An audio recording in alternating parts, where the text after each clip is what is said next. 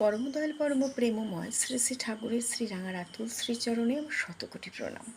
সকলকে আমার আনন্দিত জয় গুরু। আমরা ঠাকুরের পূজা অর্চনা করি, আমরা সৎসঙ্গী, আমরা তার কাছে বসে উলুধ্বনি, শঙ্খধ্বনি, হাতে তালে দিয়ে যে কীর্তনের ভাব আমরা উপভোগ করি, তার মহান তাৎপর্য শ্রী শ্রী ঠাকুর কিন্তু আমাদের বলেছেন। শঙ্খধ্বনি, উলুধ্বনির মাধ্যমে যত নেগেটিভ, যত দূর যাবে সেই আওয়াজের মাধ্যমে নেগেটিভ ভাবগুলো দূরীভূত হয়। আর হাতে তালির মাধ্যমেও সেই একই কিন্তু তাৎপর্য। হাতে তালির মাধ্যমে সেই নেগেটিভ ভাবগুলো সরে যেতে থাকে।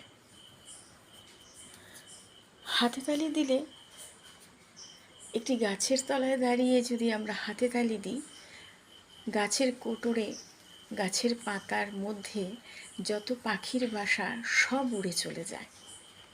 শ্রী শ্রী ঠাকুর বলছেন, আমরা আমাদের শরীরের ওই হাতে তালির মাধ্যমে আমাদের ষড়রিপু যে আছে শরীরের মধ্যে, সেগুলো আস্তে আস্তে ঝরে পড়ে। তাহলে কতটা ঠাকুর আমাদের বিধান দিয়েছেন, তিনি আমাদের সচেতন করেছেন। তাই উলুধ্বনি, শঙ্খধ্বনি আর হাতে তালির মাধ্যমে আমাদের ঘরে বা যেখানে বসে আমরা সংকীর্তন করি, সেখানকার পরিবেশ সব কিছুর মাধ্যমে সেই আমাদের হাতে তালি দিয়ে আমাদের সমস্ত নেগেটিভ পর্যায়গুলো কেটে যেতে থাকে। আর আমরা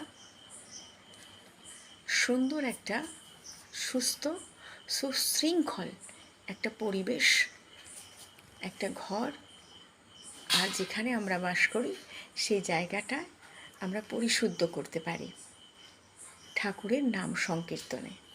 তাই হাতে তালি আর উলুধ্বনি, শঙ্খধ্বনির যে তাৎপর্য, ঠাকুর আমাদের সুন্দর করে সেটি বুঝিয়ে দিয়েছেন। আমি তারই কথা তুলে ধরলাম সকলের কাছে। তাই আমরা হাতে তালি আর শঙ্খধ্বনি দিয়ে, উলুধ্বনি দিয়ে আমাদের যত নেগেটিভ ভাবগুলো আছে কাটিয়ে যেতে পারবো। সকলকে আমার আনন্দিত জয়গুরু। Like, share,